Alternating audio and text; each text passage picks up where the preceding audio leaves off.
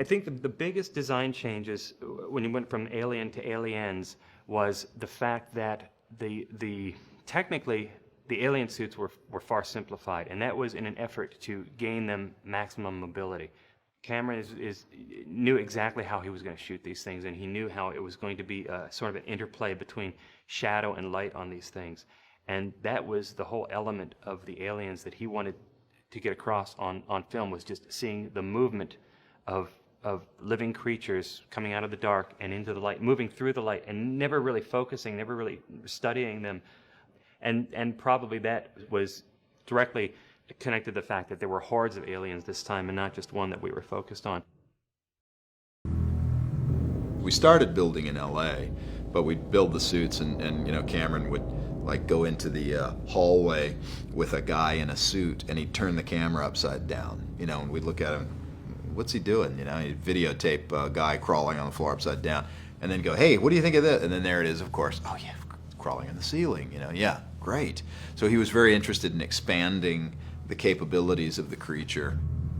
What Jim wanted to do with the alien warriors was to give them more character, not necessarily in the design of what they looked like, but how they could act, what their performance was. And in order to do that, we had to redesign how that suit was made. We had a whole range. We had dancers, we had stuntmen, we had just body performers that would all do different things in these suits. And then they were painted very starkly. They were very contrasty, bright, hot highlights and dark shadows.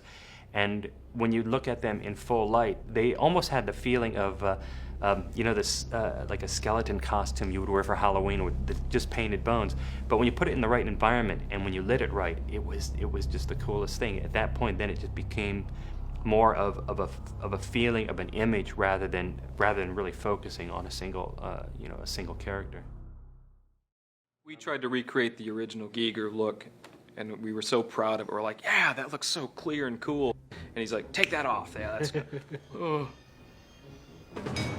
Beyond the men in the suits, we also had a dozen 8-foot-tall mannequins/puppets that were posable into pretty much any static form you wanted, and we could, by using wires and rods, do some limited puppeteering on them.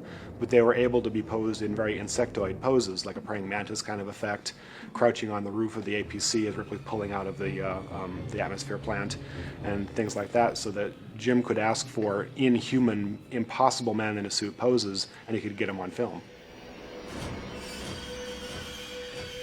In one or two cases, if we wanted something that looked really violent, we would hang up a dummy alien, sort of puppet control it, and literally blow the hell out of it. They were the good ones because you could really go to town on those and you could blow arms and legs and heads off. We used a lot of yellow dye, things like titanium tetrachloride, cyclohexylamine and acetic acid, which is the sort of A and B smoke composition. And we found that by putting one chemical in one hit, another chemical in the other, when they exploded, the two chemicals mixed, and you got this sort of acid smoke effect coming from it. Jim was in, not that he isn't now, but he was such in his prime as a filmmaker. There's a part in it where the alien sticks its head inside of the APC, and I stick a gun in there and I say, eat this or something like that's my line, and I remember, like, to get it perfectly, we're, because it's all moving and we're running inside and we're slamming the door and, doing all this sort of stuff, and the head's got to come in and then the gun's got to come in, I got to say my line, eat this!